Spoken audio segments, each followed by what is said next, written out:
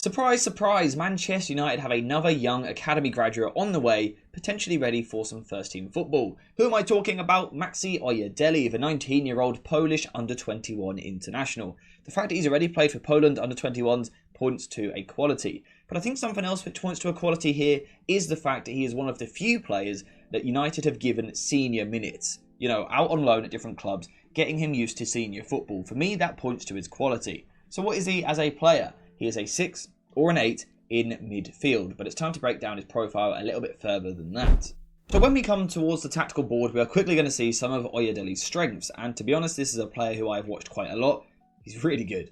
He's really good, and I want to start with out of possession because I see him very much as a ball-winning midfielder, partly because of his ability to cover ground, not only vertically, but also horizontally across the pitch. But what I really love about this is that he covers ground with intelligence. He doesn't run around like a headless chicken. He's actually really clever with how he uses his body. And even out of possession, he will manipulate the opposition, lulling them into a false sense of security before striking to win the tackle. So what he will essentially do is, let's say the opposition are bringing the ball forward. OYEDELE will kind of jog towards them quite slowly, as though he's not, much of a threat. And the opposition so often take the bait to then take a bigger touch. They're not threatened by OYEDELE, so they take a big touch out in front of them. And then out of nowhere, he will rapidly accelerate to win the ball back and quickly get inside, in front, win the ball back for his side. And genuinely, it's really effective. In terms of in these situations, his ball-winning ability is very, very good. He has a very strong tackling technique and more than happy to be robust and strong into a challenge, flying into a big slide tackle. But again, also using his brain. He will go to ground when he has to, but he will not do it for the sake of it. Instead, what he actually prefers to do is sort of get his hip in front of the opposition to try and make the tackle. We can have a quick look at this. He's really clever with the way that he does this. So we can see here, Chelsea are going to play the pass into the midfield, and OYEDELE is there on the press. But rather than just flying into some massive crunching tackle, he is smart. He uses his, pretty big body, around 6 foot tall. He uses his body and gets, importantly, his hip in front of the opposition. So the Chelsea player is going to take a touch here, and then OYEDELE sees this as the chance to get his body, and importantly his hip, across his opponent. And this basically makes it impossible for the opposition to turn away, and 9 times out of 10, OYEDELE is going to come away with the ball, and the opponent's going to be on the floor. Unlucky fella. But he's not the only one it has happened to. It's happened time and time again over the past couple of seasons. We can see again here, we're going in towards a sort of 50-50 challenge with a bobbling ball. OYEDELE's instinct every time, though, is to get his hip across his opponent. By doing this, the opponent physically cannot get the ball without kicking through OYEDELE, which of course is going to lead to a free kick or a foul, so it's genius. And again, 9 times out of 10, he does come out of these situations with the ball at his feet and he is able to play from there. For me, it's a very, very clever tackling technique, and he can also do it when retreating towards his own goal as well. So here, the Chelsea player has the advantage, they've stolen some ground in front of him, but he will quickly make up the ground to get back before, once again, putting his hip into the tackle, stepping across his opponent, winning the ball back for his side, and once again then carrying it to safety. This is why I would label the young man as a ball-winning midfielder. His mobility is absolutely brilliant. He covers ground really well, again horizontally and vertically up and down the pitch, but also across the pitch. He's absolutely brilliant. Once in those situations, his tackling technique is top. He's strong, robust, uses his body well.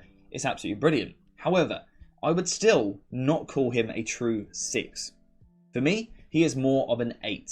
So why do I say that? So before we continue into the video, a quick shout out to today's video sponsor, JerseyFifa.com, the home of all of the greatest football kits. Whether that be the new latest releases or the old classic ones like this, Jersey FIFA has something for everyone, and now you can check it out yourself using the link in the description down below. And also make sure to use code JerseyFifa for 10% off when you order. So as I said before the advert there, OYEDELE for me is more of an 8 rather than a 6 due to his skill set in possession. So what is that skill set we're looking at? Why is he not a 6? Because initially it kind of doesn't make sense. When we look at his passing, he's a really good passer. He's very good on the ball, particularly in tight spaces. He's really good at moving the ball, through the pitch, finding midfielders, playing 1-2s. Quick, short, sharp passing allows him to move the ball through the pitch really effectively. Again, we do have an example of this. If we go over here real quick, we can see here the opposition structure is kind of disrupted at the time. OYEDELE is going to play the ball through the lines into his midfielder. He's then going to make a run off the ball to receive the next pass back to him, completing the 1-2. But he's not finished there. He's then going to pass the ball forward again through the lines to find his midfielder. Really good play, really good possession play, and allows him to move the ball forward for his side. It's extremely effective, and it's a great way of moving forward. He's also good at carrying the ball as well. Again, he's a tall, strong, physical player, and in particular someone who uses his arms really well to protect the ball, keeping the opposition away from the ball, protecting it, and then therefore carrying the ball forward, striding through midfield. He's not someone who's going to do a ton of skills and, nippy dribbles, although he does have it in his locker. It's more about power, but again, using his body. That's what I like about him so much, and it's why I think he could transition to senior football, because he has a brilliant understanding of how to distribute his weight, use his body, use his big frame to protect the ball. It's really effective, and I absolutely love it. And I'm sure we're going to have a clip of it real quick if I quickly go over and find it. This is a little bit slow. Here we go. So here, the ability to receive the ball, use his arms to protect himself and the ball, of course, to turn away from the opposition. So the ball's coming into his feet here. He takes his first touch safely back towards where the ball came from, away from his opponent. That's a good decision. Then what he does from here is uses his body. You can't quite see it, unfortunately, because the quality isn't great. But basically, he's getting a stiff forearm out across the opposition's chest. They simply can't get forward through that to go take the ball off him, and it allows him to protect the ball, once again, turn away and move from there. It's absolutely brilliant. You can see the usage of his body. It happens in this clip as well. Now, on this occasion, he's wearing a different kit. We've got him in the black here. He's running towards the ball. Now, what he's going to do at the key moment, as he is being pressed, is get his whole weight, his leg, but also his stiff left arm, his forearm, across the opponent. And it's just used to basically ease them out of the way, kind of push them away from the ball. And again, it allows him to turn and then move in the opposite direction, coming out of every situation with the ball at his feet. That's what I love. He doesn't go in for big 50-50s when it's unnecessary. He uses his body to keep the ball for his side. And I think it's a valuable trait. And we've got one last example here. On this occasion, he's heading back towards his own goal, facing pressure from behind. What he's going to do is quickly shift his weight onto his left foot and then turn. But the key part is, once again, he has that arm out across his opponent. They simply can't get to him. And again, it allows him to turn, protect the ball, and then play from there. It's really, really effective stuff.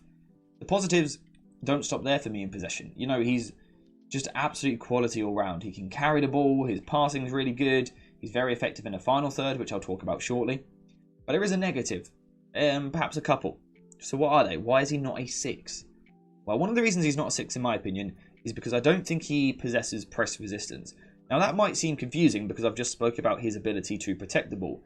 But I think his ball protection is best when he's shoulder to shoulder, because again, he gets that arm out and protects the ball really effectively. However, when suddenly you ask him to drop deep and receive the ball from the goalkeeper perhaps, or one of the centre-backs, and pressure is coming from behind him, he doesn't use his body quite as well. At times you'll see an opponent just give him a little shove in the back, and that's enough to throw him off balance and really unsettle him in this first phase.